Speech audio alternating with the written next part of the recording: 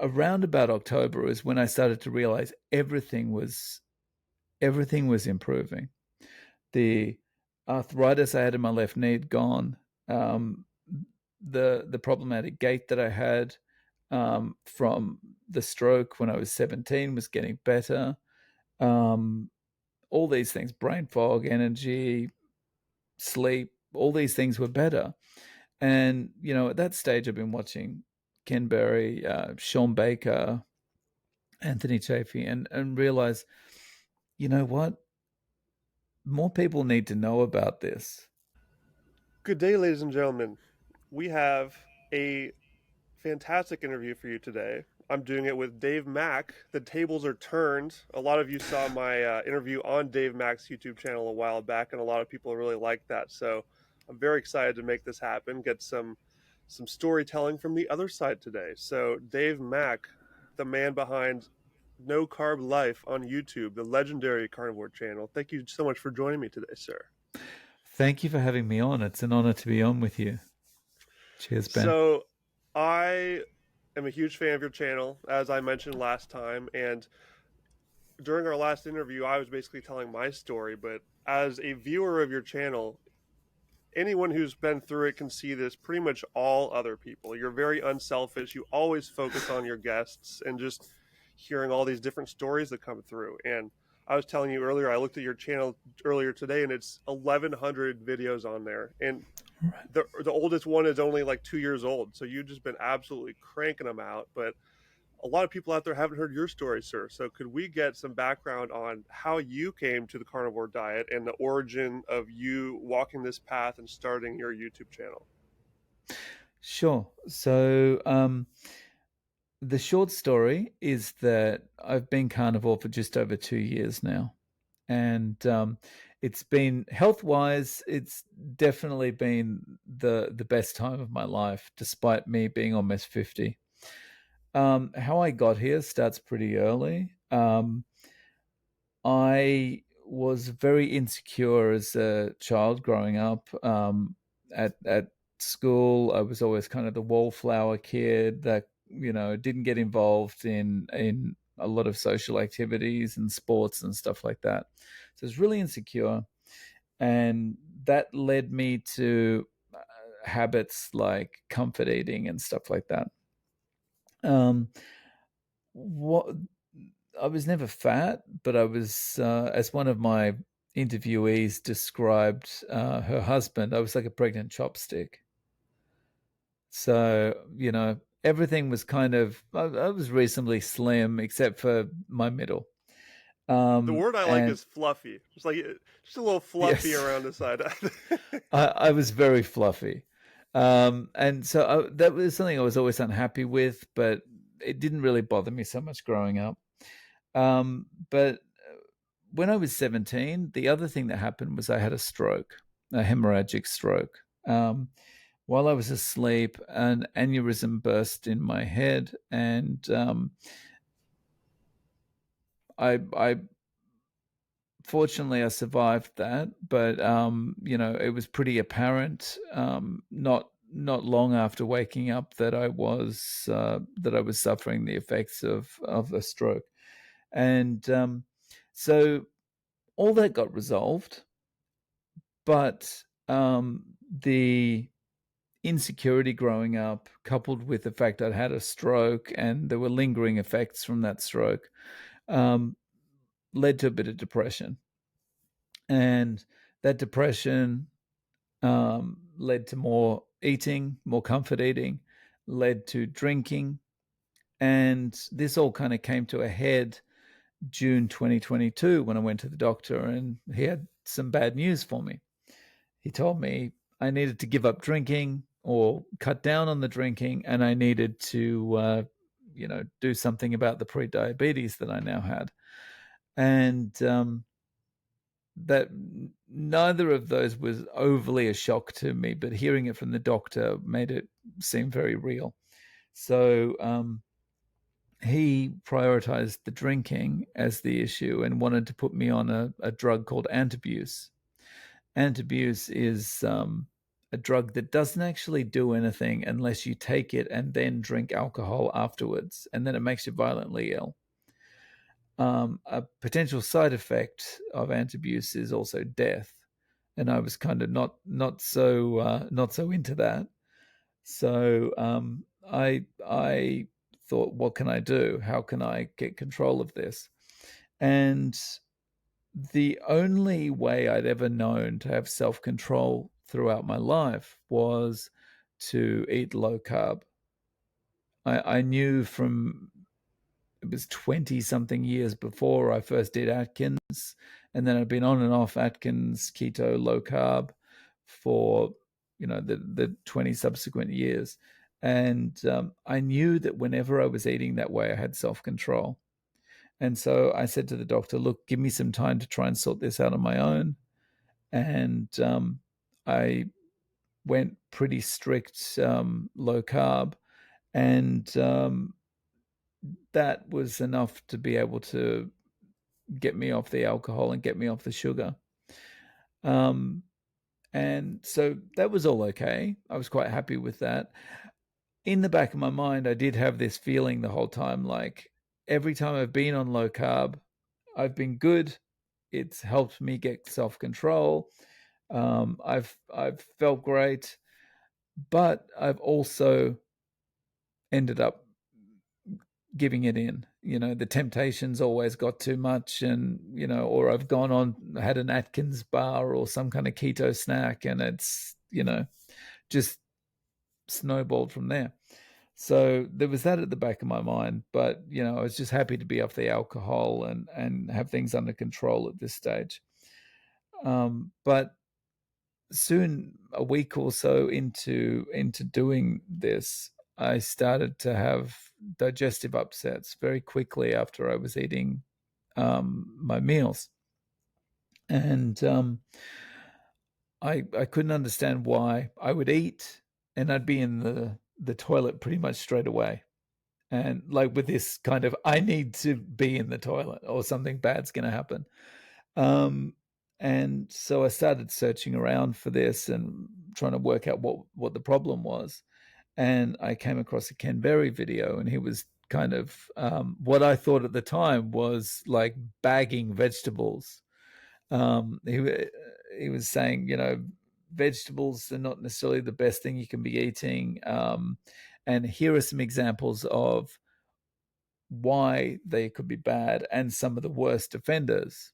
And some of the worst offenders were the vegetables I was eating, because I thought, well, these are high in vitamin C, so it's all good. And they were like red peppers, yellow peppers, things like that. And so I thought, okay, well, let's assume this guy's a doctor. Let's assume that what he's saying is correct. And he's saying that you don't necessarily have to eat vegetables. Again, he's a doctor. Okay. Um, let's give this a try. Let's just cut it out and see what happens. So I cut out the vegetables, and the gastric distress stopped, and the rest is history. I've been carnivore ever since. And I love that you mentioned Ken Berry in there too, alongside just how this was an adventure for you, as it is for all of us. Mm. Whenever we're starting from a place of our health not being great and sort of coming to terms with that, realizing it for you is, talking to that doctor. Even Ken Berry has been through his own adventure. This is a guy who's got millions of YouTube subscribers. He's huge everywhere. And he's been through a journey too. If you look at his oldest videos, he was, as we said earlier, he was fluffy himself. He was overweight. Same with Mm. guys like Dr. Philip Ovadia, and tons of these now carnivore doctors have talked about this. How they themselves were under the impression that we needed to be eating all these plants, and it was causing problems for them. And so it's really cool to see the transparency as a huge piece of a lot of those new doctors coming around and actually doing this incredible healing work, helping people like Mm. yourself and myself. For me, it was Anthony Chafee. I found his work and just started diving into his podcast. It feels like Dr. Chafee and Dr. Berry are the big two, and Sean Baker, of course. So those are Right. really the big three that help bring people in. But the network effect is growing, and more are coming into the field and realizing that everything that they were taught was a lie. But it's hard to come to terms with that when you've been through all of med school. You spent so many years ossifying these false beliefs in your head. So it's just a crazy thing to watch. And I know that on your channel you have a lot of them as well, bringing them on, giving them a platform, and just it's super awesome to see that. And it's important to realize that people that are just like us, just sharing the word on a podcast or YouTube channel, we're helping too. Like we get to help give these people Mm, more of an audience, so we got to give ourselves a pat on the back for that. yeah, I think the the thing for me is, you know, it's just how pervasive this has been in our lives. It's just like it's it's it's not even that people are direct. I mean, your parents kind of push you into vegetables because they think it's the right thing, but it's passed down, and it's just this kind of common knowledge, you know and this common knowledge, we're actually destroying our bodies, but we're like, oh, I'm so healthy. Yeah, and it's just in this unquestionable zone. It has like a shield around it, like you can't question this because it's so well Mm, known. mm, Meanwhile, it's so clear that everyone is getting more unhealthy everywhere all the time. And right. I've been traveling around South America recently, as well as the U.S. You're in Japan right now, and I'm sure. Well, actually, I'm curious about that. In Japan, we sort of hear the stereotype of Japan is that people are very proper. They have these strong morals that have been passed down through their heritage. What are you seeing over in Japan in terms of just health trends? Is it definitely on a downward trend as well, or do you see something different there from the rest of the world, from your knowledge? It's definitely on a downward trend, but it's a slower downward trend than elsewhere, and that's because typically with everything, Japan is, I don't know, 20 to 30 years behind, say, where America or Australia would be. So, you know, technologically, they're pretty advanced here. But when you kind of you go into a bank, or you go into when you're thinking about culturally how they do things, it's like the 1980s still, like it would be at home. Um, so yeah, from that perspective, I think, yeah, things are happening on a downward way with health, but they're happening more slowly. Yeah, and I would agree with that in for the countries I visited as well. Like Mexico is a great example. It feels like it's just 10 years behind the US on everything.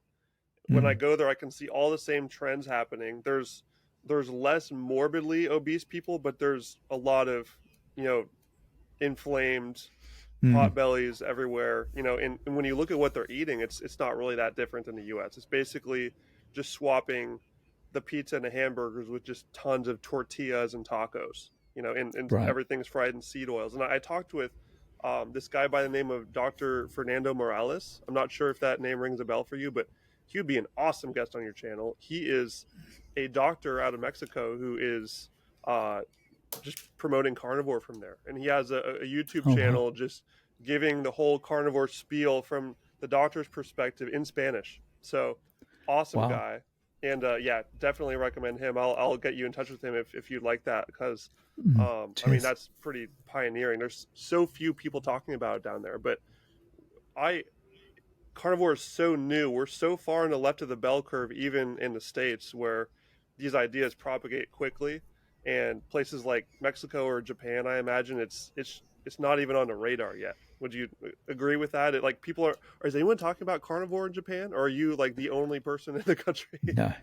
I've never heard of it. So like there are carnivores here, but typically they're non-Japanese people. Like I know of two other people in my general area that are carnivores, and one of them is from New Zealand. The other one is from Italy.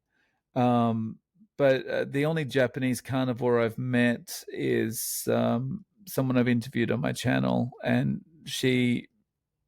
found out about it and is using it as kind of therapy and stuff like that. Gotcha, gotcha.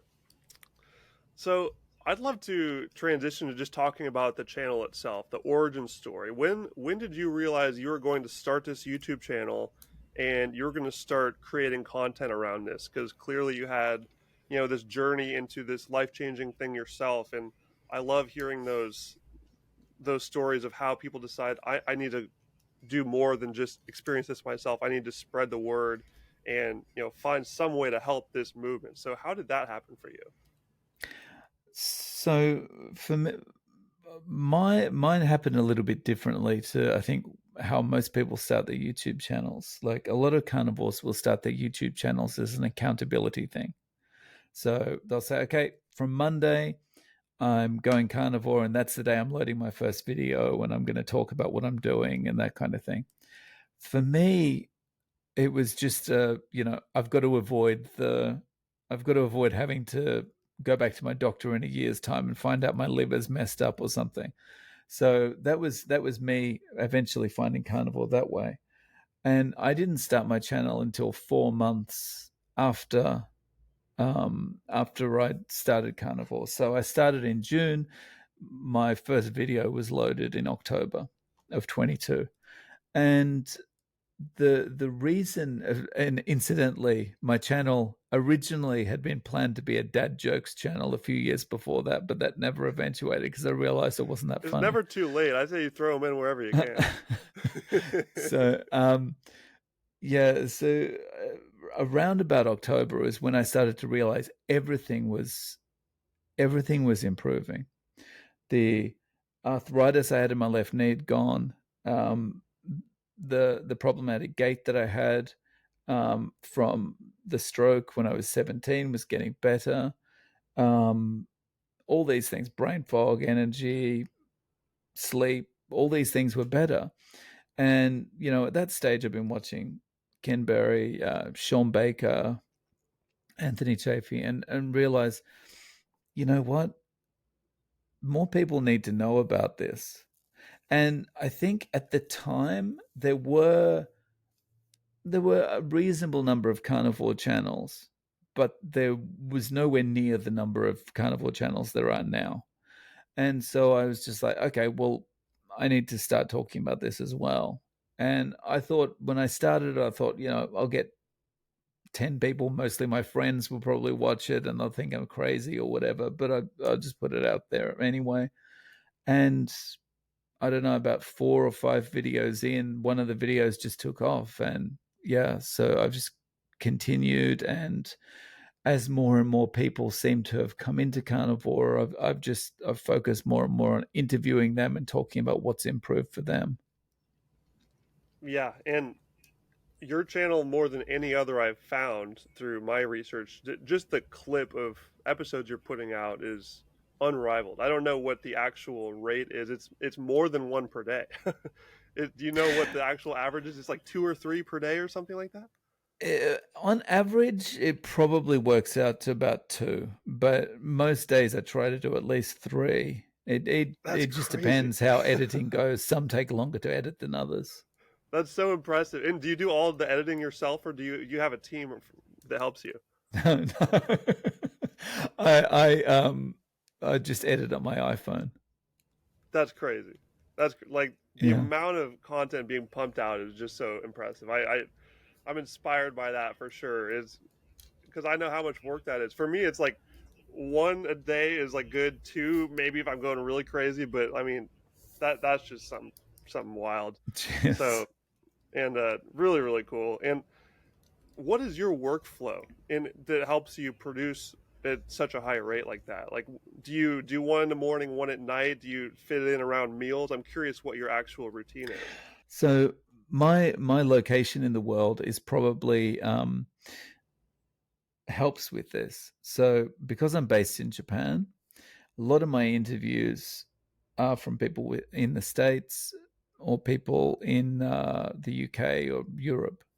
And so if I'm interviewing someone in the States, it's usually going to be really early morning. And if it's Europe, it's usually going to be later in the afternoon, early evening, that kind of thing. And so what that does is allows me to do the interviews in kind of batches. And then, at the moment, I've got like a lot of the day free where I can, even if I'm doing something, I can have the interview playing on my phone and just kind of go, oh, okay, here's another bit of time where I said a little bit too much when I was asking a question, so let's cut that out. And yeah, and then it's just a matter of outputting the video and it's done. So it's kind of passive. Yeah, and you have a style where it's not like a super heavy lifting on your part, and this is something we talked about when we first chatted. Is how you just make sure to really just hand the ball off to them right away, and let the Mm, guests do all of the talking, pretty much. And right.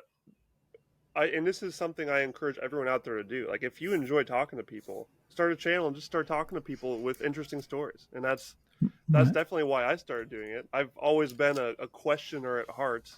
Even back when I was a little kid in school, the parent teacher conferences, the teachers would always say, "Oh, Ben's so good at asking questions. He's always raising his hand. He's asking." When other people are afraid of asking questions, I'm always just questioning things, and it's really easy to do that. It's a low lift activity, Yeah. which is why people out there that are like scared of getting on camera or doing something like this, you really shouldn't be. You should just try it and see if you like it, Mm-hmm. because like you were saying, there are still so few channels out there that are doing uh, what you're doing, and talking about these important topics the way we are. And Mm. there's so many important things to dig into right now that it feels like a responsibility for those of us who've figured it out. Not to Right. pump ourselves up here, but we've figured out some interesting things that most of the world hasn't, and it's so important for us to share this, because Yeah. we can really do a lot of good and help heal the world in a big way with the carnivore diet. So I'm sure that's one of the major goals for your channel, like you said, is just helping more people find this healing journey. And are Yeah. there any other goals that you've had for the channel since starting it? So really, it started off with one goal, and that was just, you know, I don't care if you have no interest in carnivore. Whether you think it's crazy, whether you are staunchly vegan, whatever you are, I just started it with this thing of we need to get the word out there, and Robert Lustig in one of his talks says that you can't blame people for being obese if they've got no education about what's causing the obesity, or even worse, they're deliberately being told the wrong thing. So they're thinking they're doing the right thing and they're making the obesity worse. Like the person in the supermarket who's pulling the cereal boxes off the shelf, they think they're doing the right thing because it says no cholesterol, low fat, all this kind of thing, right? So I think he's right in that people aren't educated, so you can't blame them, right? So my initial goal was just get the word out there, and maybe some people will hear it, and even if they think this guy's crazy, it might put this seed of doubt in their mind that, okay, well, I've been following the normal advice for all this time, and look where it's got me. I could give this a try. So that was the first one. But then the second one that came along from some comments I received was I realized that actually the interviews are really good for people who are carnivore already, because it's really good motivation. You know, you have days where you think, you know what, I might just go for that ice cream today. It'll be all right. But if you have the option of watching an interview with someone who's just gone carnivore or who's been carnivore for 3 years or something, and they're talking about their experience and what happened when they slipped up or stuff, it's good motivation to kind of go, okay, that's given me a bit of breathing space while I listen to that. I'm not going to do the ice cream. That's another day that I'm going to be strictly carnivore. Yeah, absolutely. And so many people out there really resonate with just hearing stories of people like Hmm. them. And that's why I think that just the storytelling angle at getting this education out there is so powerful, and it's why I've started doing it on my channel, why you're doing it on yours and fully focusing on that.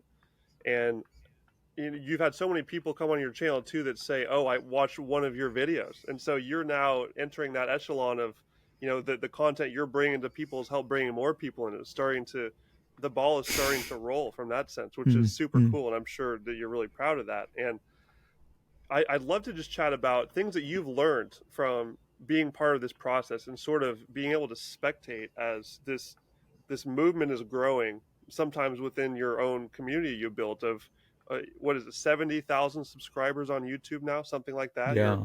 continuing to just grow and grow and grow, which is so cool to see. Um, in terms of patterns you see, what sort of things are you noticing over time that are consistent among all these people that are going through similar journeys as you and I both have? And is anything surprising you there, or is it pretty consistent? It's pretty it's consistent to a degree, and well, the most surprising thing is how consistent it is actually, and that's that one of the first things that improves for people is sleep. And next is like brain fog, and a lot of the things that people real and energy, and a lot of the things that people notice is that um, I didn't know I had brain fog until I didn't have it anymore. And it's like that's amazing, it's like people walk around for 40, 50, 60, 70 years, and then within a month realize, oh, I was like I had all this cloud in front of my face, the whole time. So that's pretty consistent, and that tends to happen pretty fast for people. And I mean, I can attest to, especially the sleep, a day of eating not even carnivore, low carb, and my sleep would improve over the years. So that's something I'd noticed a lot myself. But the other things that seem very consistent is if you've got pre-diabetes or diabetes, that's gone. You're reversing it. There's like this, you can't reverse it. It's just in remission. All this kind of thing. It's that's all garbage. That's designed, I guess, to keep selling drugs. Because if we say that you can reverse it, then what happens to the market share of these things we're selling? But it's just there's no one I've spoken to that was pre-diabetic or had diabetes that's like, yeah, mine's never going to go away. It's just here for the long haul. And then you get the naysayers that say, well, it's just in remission. As soon as you start eating carbohydrate again, it's going to come back. Or as soon as you start eating the same way as you used to, it's going to come back. And it's like, yeah, that's the point. Like it's like saying your broken leg's just in remission now that you've had it fixed after standing in the highway. As soon as you go back into the highway, it's going to happen again. And it's like, yeah, I know. That's why I'm not going to stand in the middle of the highway again. Um, and I think the other thing that's consistent is joint pain just disappears. Some people might say, oh, it's basically 80% gone, it's 90% gone, but pretty much it either dramatically improves or disappears. And yeah, and I would say that's in the same category as the brain fog. It's one that people have just completely decided this is never going to get better. It's only going to get worse. Mm. And and that's such a common one. I've never had debilitating joint pain, but I can tell when every once in a long while when I have some cheat carbs, I can feel it the next day. I can feel a little bit of extra creakiness in the knees, which is crazy. Mm. And it really just goes to show it really just is an inflammation problem, same as the brain fog. This all just comes down to inflammation, practically all of these things, from eating those carbohydrates, which break down into sugar and glycates your cells and just gums up your system with all of this inflammation. And it really is so much simpler than people make it out to be. Once once you just do a little bit of research and test it out on yourself. It's crazy. And I'm glad you Mm. brought up diabetes in there too, because I feel like that's the most common thing people have healed across your channel. Is that correct? It seems like Yeah. I there's don't so have many of numbers, those. but yeah, I mean, it's just like anyone that's had pre-diabetes or diabetes coming on is either on their way to getting their HbA1c back to a normal level or has already for an extended period of time.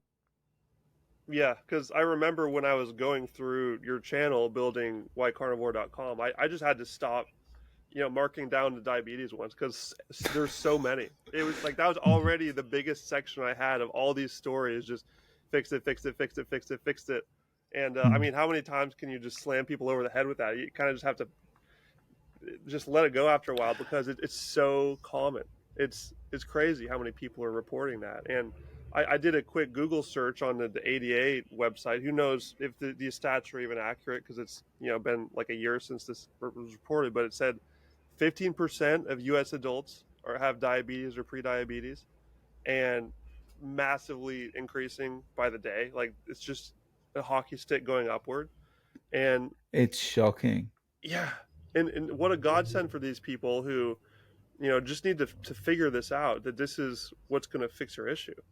The um trouble is, we've got the competition we've got, is just it's insanity. Like we're saying, you can reverse this. We've got all these case studies of people who have done it, and then we're up against the ADA who is saying, give us all your money in donations, and by the way, you can't reverse this, and by the way, here's a recipe for some chocolate chip cookies.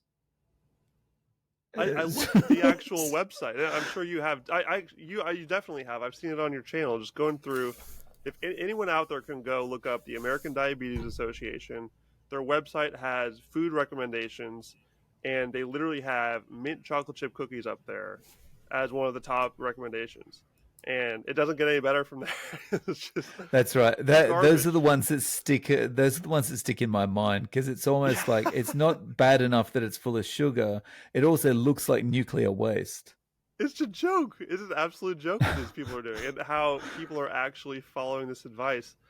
Um, it's just wild, and this is why we Mm. have to just get more info out there. And even I think Ken Berry has been going directly in and making like some replacement entity, like this new diabetes association, which basically just says, "Eat meat, stop eating sugar." I haven't even Yeah, dove yeah, into it myself. Have you looked at that at all? yeah. So the American Diabetes Society, Ah, and I think it's in collaboration with Eric Westman, and there's one more doctor, but I'm not sure who the other doctor is. And this is a really good thing, but it's another thing that's going to be met with the same derision as the carnivore community by the general community. and it'll be interesting to see because that's sort of an attack from the inside. They're trying to get it inside the system and burst it out from there. And Mm. people like you and me are coming from more of like a grassroots outside level, trying to just disrupt through communication, social media. So, I mean, obviously, Yeah. Ken Berry's on social media as well. So he's sort of doing multiple pieces at the same time because he has a big enough audience to do that. But it'll be interesting to see, looking years down the line when we continue hearing people's stories of how they figured it out, where their first touch point was that really resonated with them. And that's part of the puzzle we're trying to solve here is how can we help the most people heal themselves. And Mm, it's mm, an mm. ongoing process. Things are always changing, and you know there are problems that come up when we're on the social media platforms like you've experienced recently. And maybe we could talk a little bit about this. Your channel came under fire from some vegan influencers. Could you maybe tell us that story and how that all went down and your scare with censorship? Yeah. Well, so without mentioning any names, because I don't want to make anything more inflamed than it already is. But yeah, basically, I made reaction videos here, there, and around the place about vegan channels. Like in some, this is not who was involved, but just as an example, Neil Barnard from the Physicians Committee for Responsible Medicine. What an ironic name that is. But I would maybe react to something he would say, like, for example, canola oil is good. So I'd make a reaction video.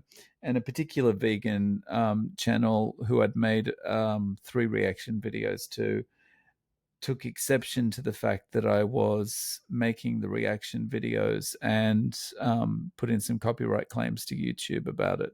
And initially, YouTube said that it's fair use. So the first I heard of it was getting 3 emails from YouTube saying, fair use, don't worry about it, fair use, don't worry about it, fair use, don't worry about it. And then about 12 hours later, they gave me a copyright strike for one of them that they'd previously said was okay. And so, yeah, at when I got that first copyright strike, my panic was feeling like, okay, well, is it just a matter of time until I get strikes on the other ones? And but I since I've spoken to a proper um, YouTube lawyer, like not a lawyer, not someone who plays a lawyer on YouTube, someone who's actually a YouTube copyright lawyer. And I feel a lot better about the situation, and I've got a plan of attack should anything get go further from where it is now. Very good to hear. And I'm going to put you on a spot, Dave. Have you looked at Nostr yet? Have you learned any more about Nostr since I told you about it? I haven't given the events of the last couple of weeks. You've I, been busy. I, I haven't had a chance to do much else. Yeah. Oh, I'm gonna keep pushing that on the background. This is my crusade, is getting more carnivores into that world, and they're coming too. Do you know a guy that goes by Lash? He has Lash. this he had a story about curing his psoriasis, and he's starting the Carnivore Healing Ranch, where he's bringing a bunch of people in to help them cure skin problems. Oh Um, wow. he's a super awesome guy. If you haven't had him on, I'll get you guys connected, because that would be another Cheers. excellent one for you. But yeah, I did an episode with him recently, and he actually came over to Nostr to check it out, and he started posting about what he's building over there. He's building the Carnivore Healing Ranch, where he's going to have people come in with skin problems. They're going to have equestrian therapy. They're going to have grounding and yoga, and a podcast studio where people can share their Mm. story. And it's just an awesome project by a guy who healed a debilitating skin problem with carnivore, and he's spreading the love. And he came over to Nostr and right away found that this is a huge deal, because one of the parts of Nostr that's cool is it has native Bitcoin tipping integration. So with one click Right. of a button, people can send him Bitcoin on his post. So he's still Mm. new to it. I'm sort of helping him along, but it makes it so easy to monetize anything that you're trying to monetize, and it's completely third party free. So not only is there no censorship possible on a platform, there's no CEO, no truth telling team where people There's decide what no the truth is. overlords. Exactly, there's no overlords.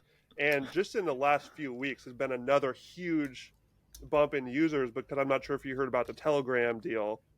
The Oh CEO yeah. of Telegram was taken into custody just coming off the plane in France, and Mm. their reason was, oh, you're complicit in these people that are using your platform Telegram to do illicit activities or whatever. And so every time one of these events happens, whether it's on the individual scale like yours, or the bigger scale where these more well known platforms start coming under fire, it just, like I was talking about before we record, the Streisand effect. More people become curious about it, what's going on, and how Right. important it is to be censorship resistant. And the Nostr growth just continues climbing, and I got like 1,000 followers in the last week just by having a Oh decent wow. following on there already. I've never had that anywhere close anywhere else, because I've just been posting this like crazy everywhere. And for anyone listening who may be in a similar position, and this goes for you too, Dave, um, you can just start off with it as a place where you just have a following that can't be taken away from you. You can just use that to just throw your YouTube links in it. And this is, Mm. I'm actually doing an interview with Dr. Chafee here in about a week, and I'm going to bring this up with him as well. He has 400,000 subscribers or something Mm. huge. So I mean, it's great to have your backup plan in place, where people know where you will be, where you can't be rug pulled, you can't be taken away. Right. It's literally protocol level. There's no one that can remove your account, and Right. and there's so many people there who just want to support these people who have big followings and are just trying to protect themselves. It takes like 5 minutes to create an account, just say, hey, I'm Dave, I have a YouTube channel, and that's all you got to do, and all of a sudden you just get free Bitcoin on top too, because people will send you Bitcoin. So it's Yeah. I'm No, so excited nice. about it. My excitement for this is just growing every day, because that is such a huge need for people, and Mm. it's growing quickly. But I'll stop that rant there. When the two things that I just go off on are Nostr and Bitcoin, I just can't stop talking about them when I bring them up. But it's yeah, more carnivores going over there, which I think is just so important for this Mm. movement. But yeah, where were we? Anyway, your channel. Um, Another question I had about your channel was Mm. the average age of people you have on there, because this is something I've found very fascinating as I've talked to more and more carnivores and done some polls on the social to Mm. figure these things out.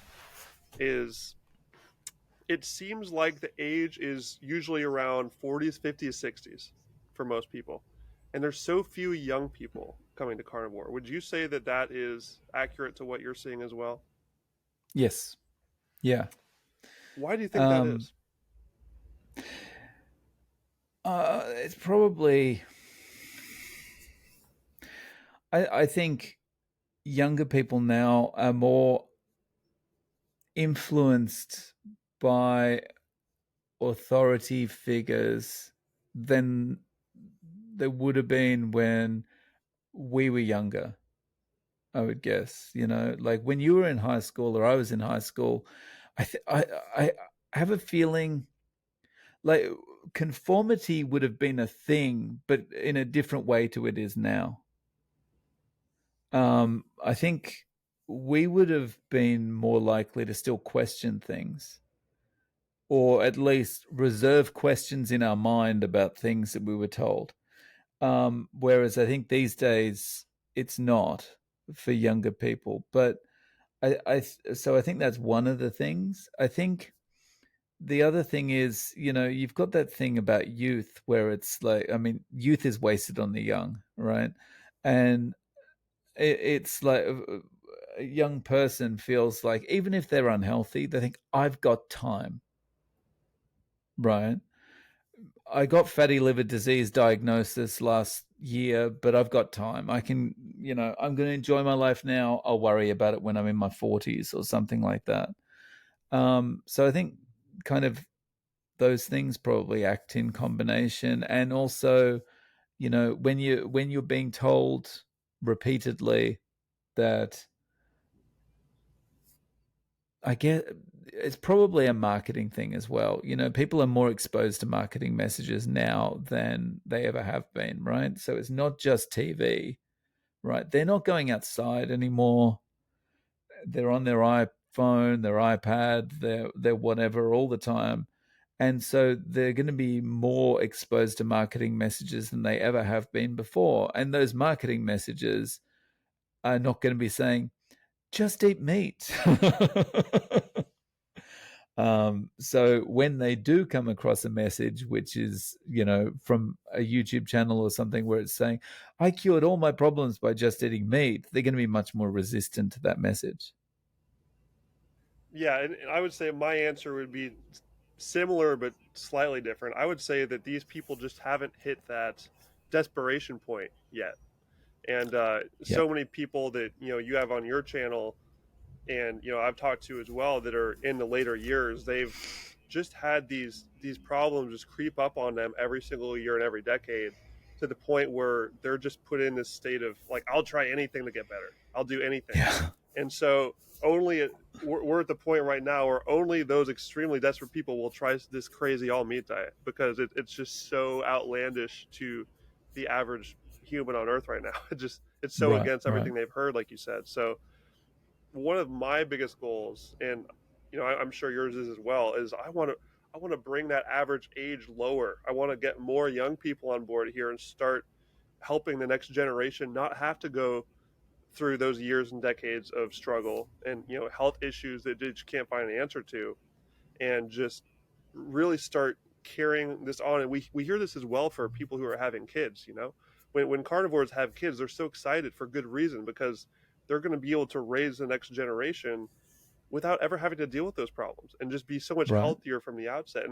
And this next generation, if we are able to succeed here, we're going to see a massive shift back toward health by these Yeah. people who are raising their kids well and letting them reach their full potential by getting these nutrient dense diets from birth. And I'm super excited about that. I'm sure you are too.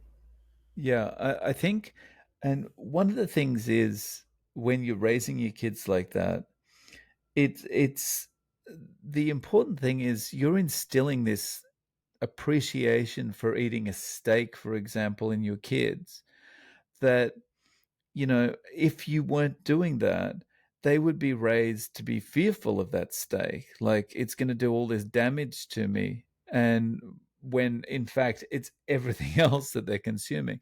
So yeah, it's really nice to be able to raise them that way. Like, even if they're not going to be 100% carnivore or whatever, the appreciation of the taste and the value and the nutrition of the red meat is really important.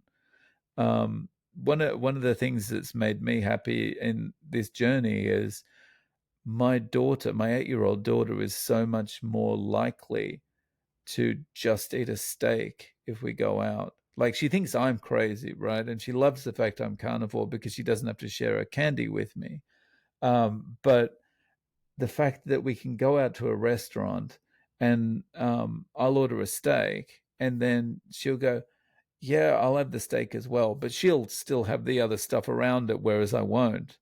Um, but she'll eat and enjoy the steak first. And then because she's enjoyed that steak first and it's so filling and satiating, then she'll look at the other stuff and go, oh, I don't want that. Yeah, those cravings go away as you fill your body with the Mm. nutritious stuff. Yeah. And that's such a good tip for anyone out there as well who are still struggling with the carbs just being in their vicinity. I think that's a great example, because a lot of other people are in a similar boat where they are going down this rabbit hole individually. They may have family members or friends or coworkers that are constantly eating crap around them, and they're looking for ways to battle this because that temptation being Right. around as you're going through this change can be difficult for a lot of people. It's a huge Mm. test of willpower, and just like any addiction, if you just start slipping a little bit, it gets harder. And yeah, Yeah. and I've experimented with this over the past year that I've been carnivore. I will occasionally sprinkle in some carbs and just kind of keep a journal of like what's going on here. I'm very curious how my body reacts to these things, and without a doubt, the next day after I cheat, the carbs look even more tasty, and the meat Yeah. is a little bit less satisfying. As I'm eating my steak, I'm like, yeah, this is good, but like, oh man, I could really use some watermelon with it, or the slope gets slippery real quick. Yeah, and a lot of it's psychological as well. It's like the meat doesn't have the crunch, or the meat doesn't. I hear that a lot from people, right? The meat doesn't have the crunch. It doesn't have the same texture. It doesn't have this. Doesn't have that. And that's your body going back to, you know, it's accessing those memories and going, oh yeah, I used to like this, and let's do this again. Yeah, it's pretty dangerous. It's a slippery slope. Absolutely. Here's a question I was going to throw at you here. What is your favorite story you've had on the channel, or stories if they're tough ones to choose from? Have you ever thought about this before? I know it's hard to pick favorites, but have any really stuck out to you out of over 600 that you've put together? Yeah, thinking about it on the spot, I think the ones that kind of stand out are people getting their vision back. That's just Powerful. because you Yeah. hear about these things like, diabetes is not reversible, all this kind of thing, and then of course it's like if you lose your eyesight's gone.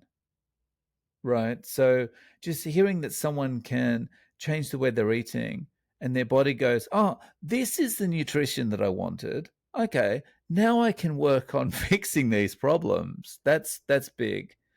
Um, and also, I guess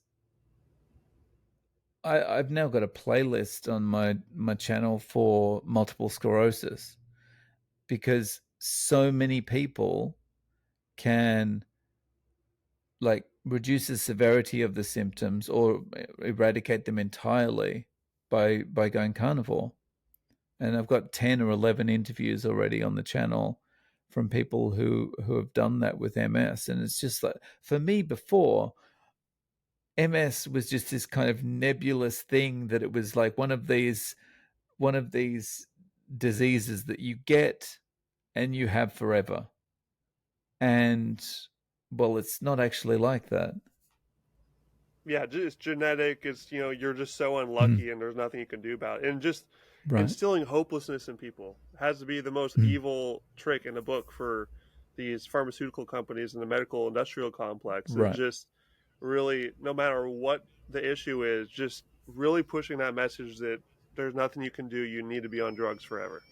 And So yeah, just on that point, it's a little bit like sometimes people talk about particular governments around the world as like nanny state kind of thing, right?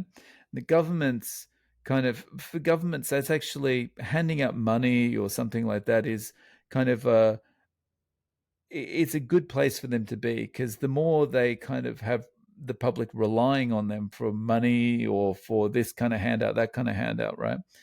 The more power they've got.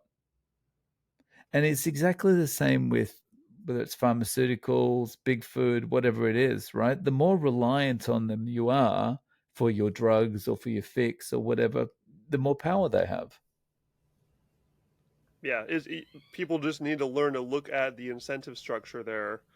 Mm, And it's just too much for people to wrap their heads around, that there could be this much evil going on. I think that mm, that's really what it is people just have this invisible shield to, blocking them out from even considering the possibility, because it's just too dark to think that there are people out there that would do right, this, you know, right. and people who are that obsessed with money and power to block something that would fix everyone's lives. It's Mm, it's a dark side of humanity that we've delved into. And I mean, I would say, as I'm sure you'd agree, that the best way we fight that is just with light and goodness and love, and just bringing yeah, people's ability to share their stories and help heal the people around them just by coming on and telling their story, just bringing it back right. to the most fundamental human things that we do, of sitting around a campfire and just telling stories of how we improved ourselves and how we fixed stuff. So I I couldn't be more agree. optimistic, and it's just so cool to see channels like yours out there continuing to gain momentum and traction. And looking through the comment sections, everybody loves Dave Mack. He is just the most loved dude ever, and that just says everything, man. You're doing awesome work, and it just, so many people appreciate you for that. So I really can't thank you enough for what you're doing. So we're Thank you. getting close to about an hour here. I know that we have a cutoff there, so why don't we wrap this up with your message to the people out there? Let's see, who should we be talking to here? How about the people who are maybe a little bit nervous to come out and share their stories of their journeys that they've been on? Because I know that there are a lot of people who are starting to feel these differences. We'll say the people who've already started talking about meat, because you and I are both deep enough now that most of our audience have started that, but there are probably a lot of them who haven't taken the step to getting out there and joining the conversation, and the taking the offense and really getting the message out. So what do you say to these people who are maybe not quite at that level yet, ready to go public?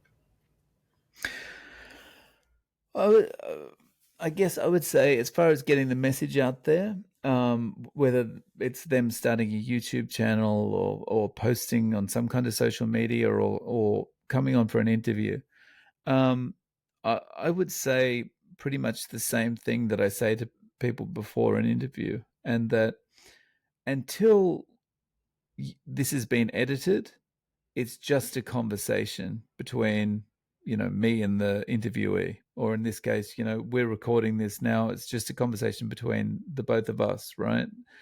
Um, and if someone's making their own YouTube channel and they want to talk about carnivore, but they're reluctant to, just remember that when you're talking about your experience, it's just a conversation between you and your iPhone, or you and your digital camera, whatever, until you've edited that up and you're ready to post it, right?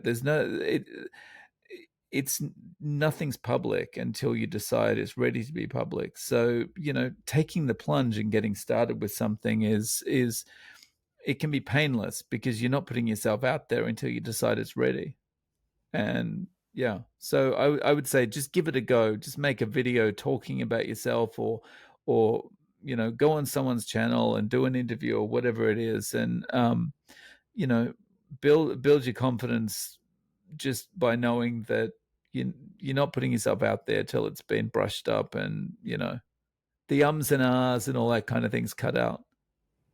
I love that, and I'm not sure about you, but I've definitely had people on my podcast who are very shy, and I always let them know, hey, we don't even have to post this if you don't want to by the end of it. So Mm, no stress at all, no pressure. Like we'll just have a yeah, chat, and if you don't want to go live afterward, that's completely fine. I'd be happy to just make a new friend out of this. But every single time, by the time we're done, they're just beaming. They're happy that they got it off their chest. They've shared mm, things that have been pent up inside for so long. And even if you want to go a level below that, you can just record it by yourself. You can go find a private place in your room or out in the woods and just hit the record button and just start talking. right, And you can do all the exactly, practice runs you need to until you have one you're happy with, and you can just send that out to people as a starting place. And pretty much everyone I've seen, as soon as they start doing that, they underestimate how good they feel getting these things off their mm, chest and getting the word out. And just super happy to see the momentum continuing, more people